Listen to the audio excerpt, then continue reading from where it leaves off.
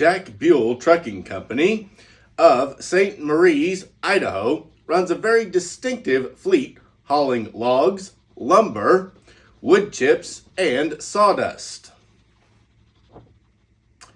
Jack Buell also has a heavy haul division, moving machinery for logging and excavation projects. Their pastel green painted trucks make their fleet distinctive and stand out from the rest.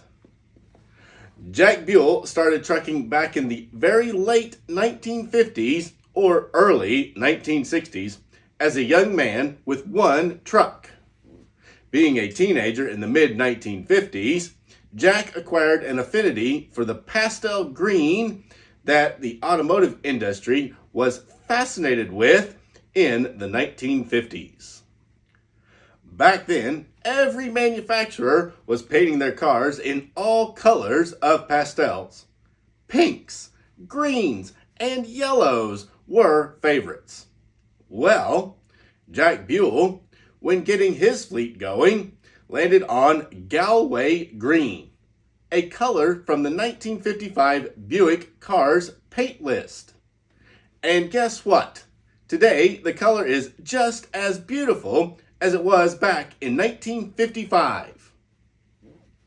Guys, to help support the channel, I've got a T-shirt of the Month club that pays tribute to the most famous trucking companies that used to roam the highways. Each month, you will get a new T-shirt featuring a famous trucking company that is no longer running on the roads.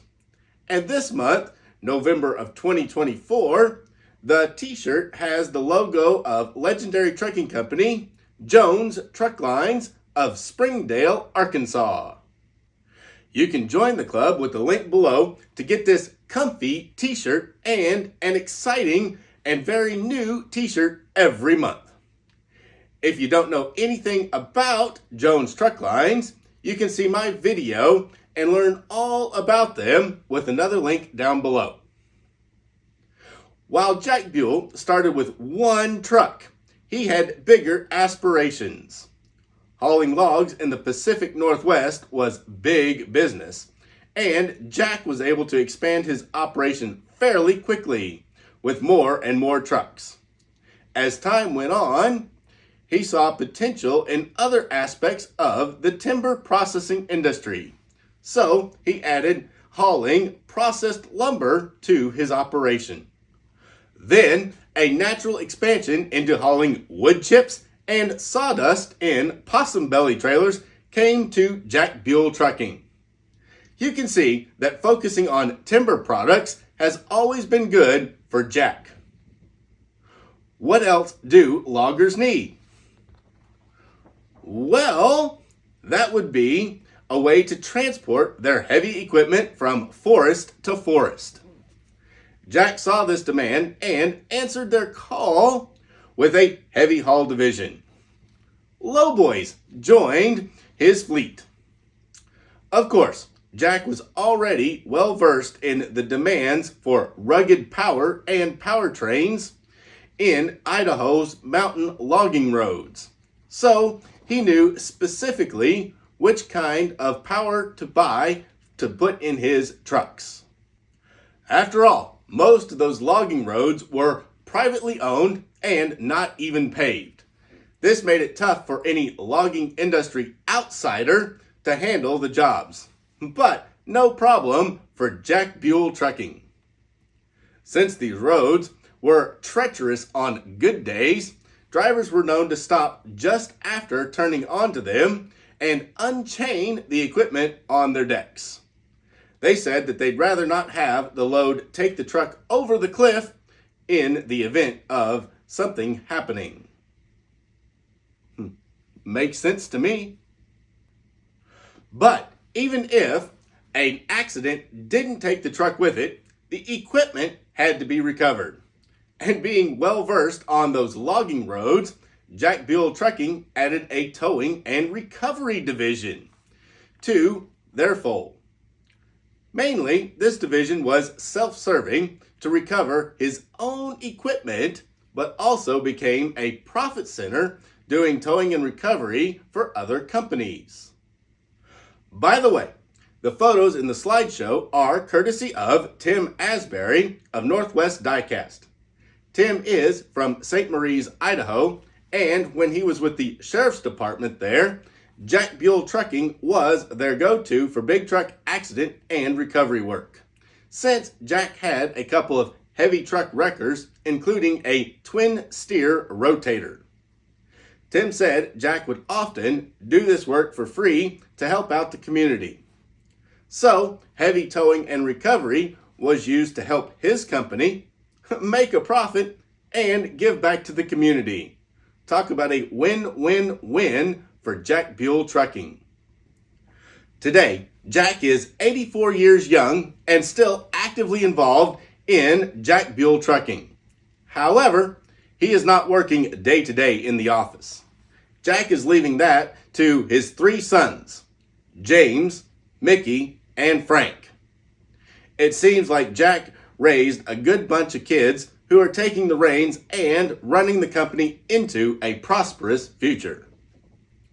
Since Tim Asbury grew up with the fancy trucks of Jack Buell Trucking, he wanted to have some models of them in his personal collection.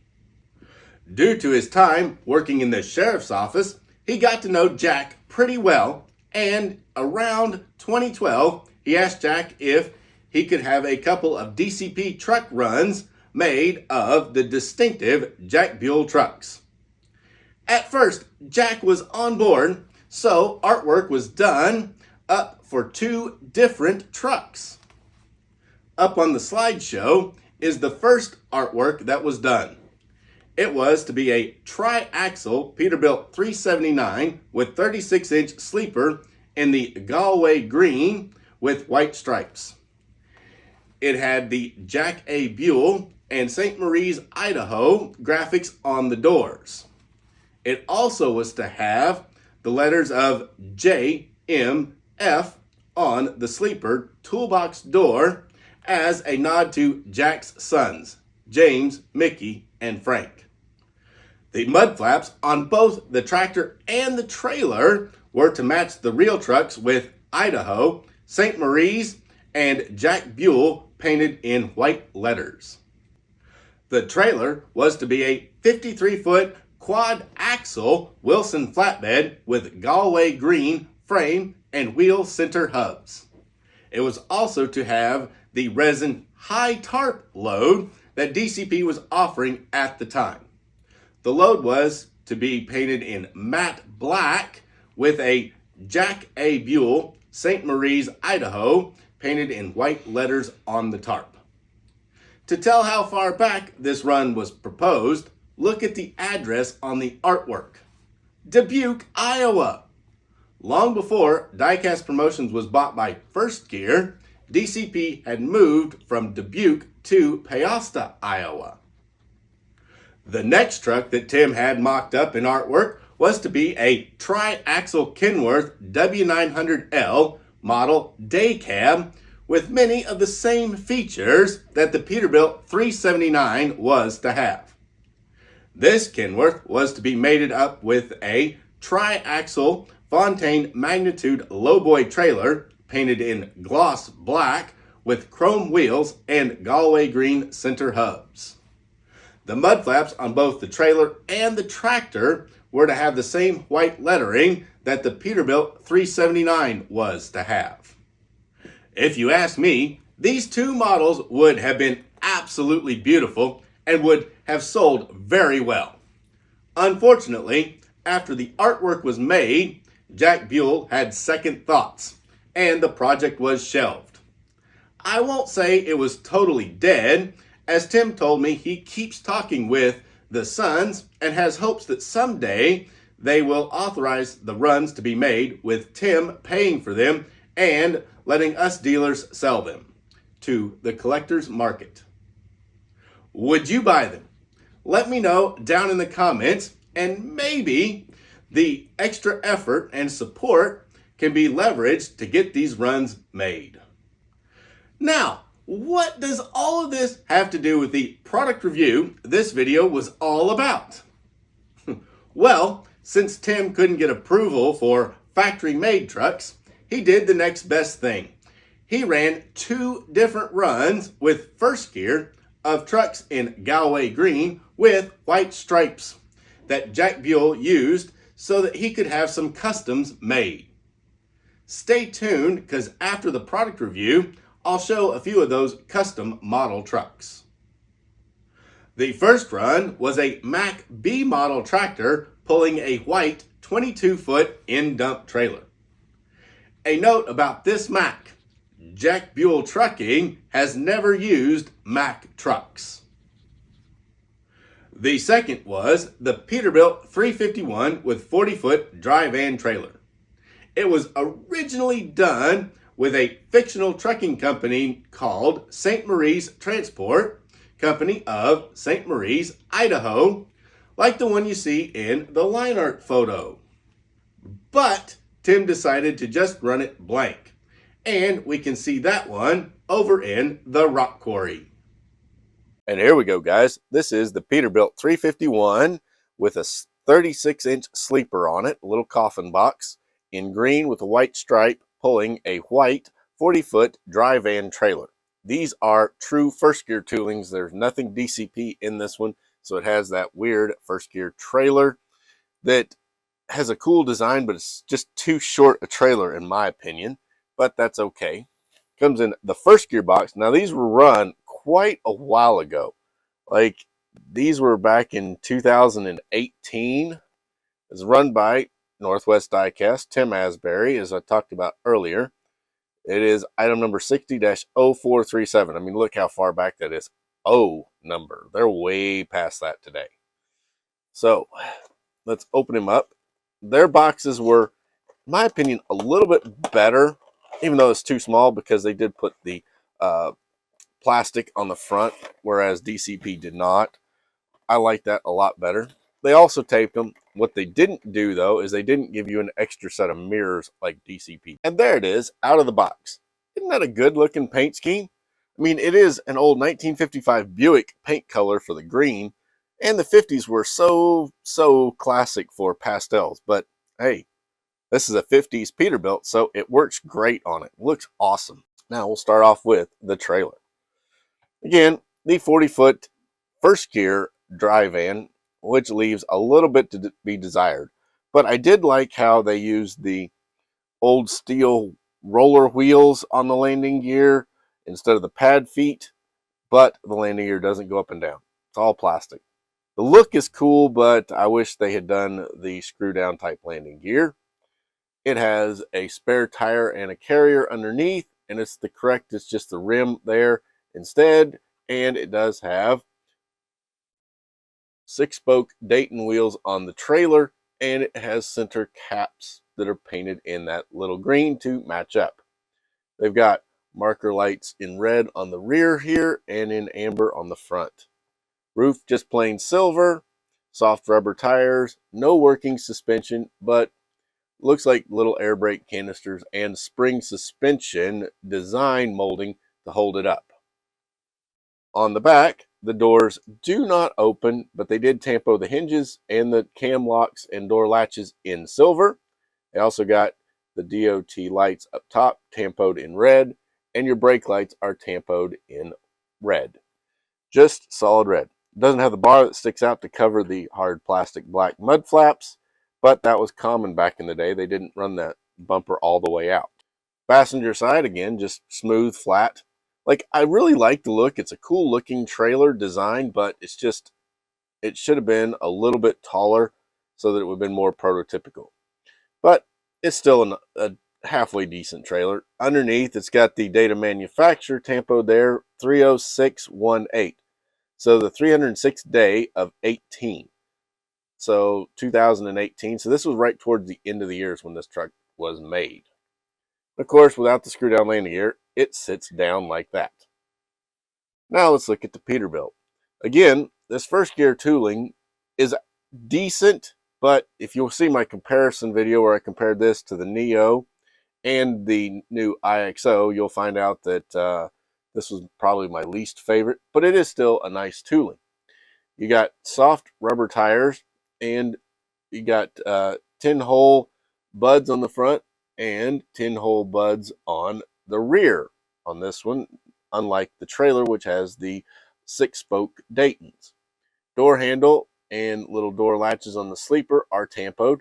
The lube finder oil filter here is chrome plated, and the mirrors are chrome plated. Up top, you get a chrome visor, a chrome single air horn in the center, very common of Pete. The roof lights they're molded in, then they tampoed them silver and amber for the lenses, but looks like they made the amber a little bit too big. Turn signals on each front fender are individual pieces, and it runs a single stack, which is really short. I wish they'd have made it look a little bit taller, but at the same time, running this little short one looks great with a lowboy or a flatbed behind it, because a lot of them guys ran real short stacks because you didn't need the tall stack with the flatbed. But with the van trailer, it'd been nice to have a little bit taller. And then over here, we've got the air intake and air cleaner, which is in chrome plate. And then we've also got the Peterbilt tampo on each side of the hood. And then you can see how the stripe comes around the sleeper, around the cab, and then curls back. Really cool striping that this company had. The orange center caps on the wheels, and then the bands here on the steps and the fuel tank are in the same color green. They did a little decal with the dots for the heat shield on the muffler, and then the short tailpipe. On the back, 2 brake lights tampoed in red, and then the plain black mud flaps. Fifth wheel, it's a nice fifth wheel. It'll haul pretty much any straight kingpin trailer that's made, so you don't have a problem there. Underneath, you can see the exhaust coming out. You've got the fuel tank here with the bands painted in green under the sleeper on the driver's side, and then you get the battery box and steps chrome plated on the driver's. Passenger side is just fuel tank and steps. You get the white engine bottom, which would be a Caterpillar, and then you have your drivetrain here, which is transmission, little drive shaft, secondary transmission, and then the drive shaft into the first axle, and then drive shaft into the second axle. Working suspension is not there, but it is a nice molded suspension. Round to the front, we have single round headlights, very classic of 351s, with individual jewel style headlights, tapered ends chrome bumper, and then you have the Peterbilt logo tampoed in, and then you got this little hood ornament right there. We got hard ABS plastic windows with windshield wipers that are molded in, tampoed over in black, as is the centerpiece, because the real one has a 2-piece, but the model has a single piece. Yeah, go see my comparison video.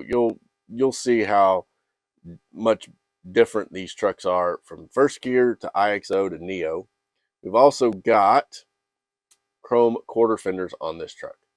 Overall, yes, this tooling could have had some more done to it, but at the same time, first gear wasn't quite as detailed as DCP was at the time, so it kind of makes sense that they didn't do all the detail.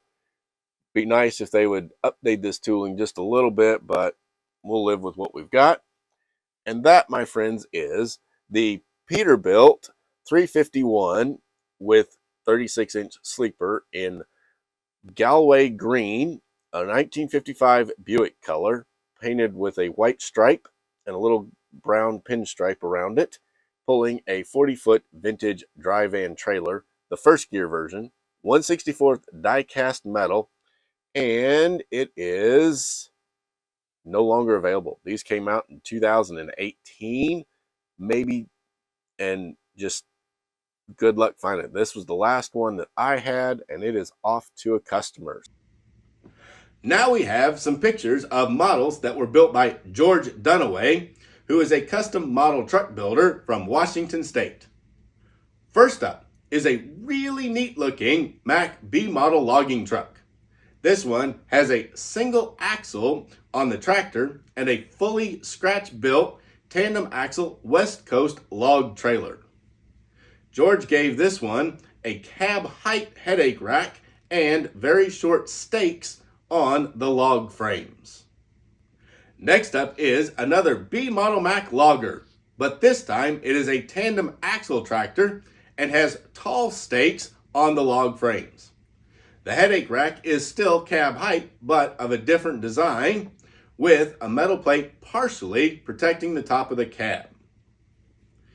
Here is a classic Jack Buell trucking model. George built this one as a tandem axle Peterbilt 351 with tandem axle West Coast log trailer. He gave it the classic tall headache rack with the V slot to make piggybacking the trailer easy. He also put high stakes on the log bunks on the tractor and the trailer. This is probably the most accurate representation of a Jack Buell trucking truck today. In the back left, you can see the Mack B61 with 22-foot in-dump trailer. George also turned both a B model and a 351 into Jack Buell trucking road tractors by adding standard DCP headache racks and accurate decals on the doors of the trucks. You can see here how Tim mated the 351 Pete with a Rogers lowboy to represent the Jack Buell trucking heavy haul division. This B model Mack logging truck really looks good sitting on the deck. Thanks again to Tim Asbury for sending me these photos and permission to use them. To help support the channel, please join my Trucking Fallen Flags T-Shirt of the Month Club with the link down below. The November 2024 T-shirt features the logo of legendary Jones Truck Lines. If you enjoyed this video, please give it a like to help me out with the YouTube algorithm. Subscribe to the channel and ring the bell so you get notified of my next videos. I'm Logan, and I'll see you in the next one.